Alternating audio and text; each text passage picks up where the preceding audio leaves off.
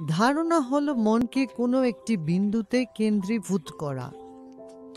ধ্যান হলো মনকে অবিরামভাবে প্রবাহিত করা, যেমন তেলের ধারা কখনো না থেমে পড়ে চলে।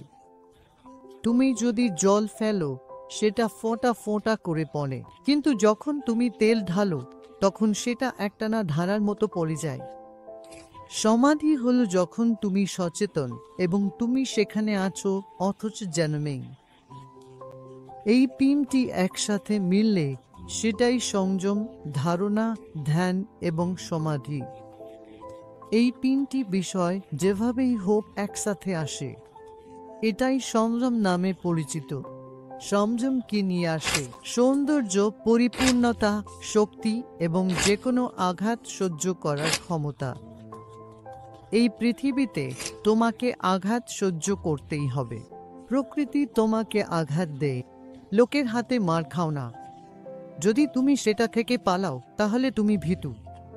আর যদি মুখোমুখি হও এবং বলো না, উনি এটা বললেন, উনি সেটা বললেন, যেই কিছু বলুক তাতে কি, তুমি দৃঢ় থাকো। এই শক্তি আসে এই সংযমের মাধ্যমে।